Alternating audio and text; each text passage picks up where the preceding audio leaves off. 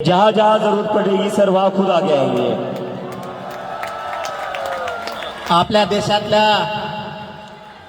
विद्यार्थ्यांना न्याय मिळावा म्हणून हे सरकार म्हणजे ज्या भाजपचं सरकार प्रत्येक वेळेस गोरगरीब लोकांच्या लेकरावरतीच जाणून बुजून अन्याय करत आहे। जर यापुढच्या काळात कधी सरकारकडून जर आता हल्ला विद्यार्थ्यांवरती करण्याचा प्रयोग जर सरकारने केला, यांचा महाराष्ट्रासह राज्यात फिरणं पूर्ण बंद होणार आणि यांचा माज उतरवल्याशिवाय आम्ही शांत बसणार नाही। सर ने जो कहा है वो ये कि ये जो सरकार है, बीजेपी की जो सरकार है, वो बस गरीबों के बच्चों के ऊपर हमला करती है और इसके बाद अगर स्टूडेंट्स पर हाथ उठाया तो जितने भी बीजेपी के लीडर्स हैं उनको महाराष्ट्र में घूमने नहीं देंगे मनोज जरांगे सर, ऐसा सर ने कहा। अरे सगळं मेळच पांगायला, मी मराठीत बोलायलो ते हिंदी सांगायले, मला हिंदी येत नाही तेव्हाच प्रॉब्लेम आहे। अरे मग हिंदी जर बोललो ना तुमचं आहे ते ध्यानातून हिंदी जायची तुमच्या बी। नको व्हायला मला खरंच नाही बोलत।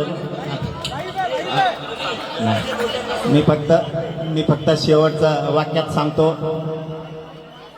असंच आंतरवालीला सुद्धा गोरगरिबांच्या लेकरासाठी आंदोलन होतं, त्या ठिकाणी सुद्धा माय मावल्यांना, मुलींना, वृद्ध माणसांवरती सुद्धा प्राणघातक हल्ला केला होता।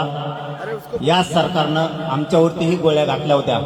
फक्त माझी सगळ्या विद्यार्थ्यांना एक विनंती राहील, तुम्ही ही जागा सोडू नका। आम्ही सगळा देश तुमच्या मागे आहे, तुम्ही तिकडे गेलात ना हे आंदोलन मोडून टाकते।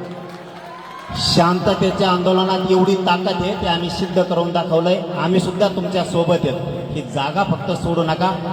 सरकारला आपण निवडून दिलेलं आहे, आपण आपल्या मायबापांना यांना मतदान केलंय, आपल्या गावकऱ्यांनी यांना मतदान केलंय, आपल्या जिल्ह्यानं तालुक्यानं यांना मतदान केलंय, परंतु हेच आज आपल्या विद्यार्थ्यांवरती लेकरा बाळावरती उलटले।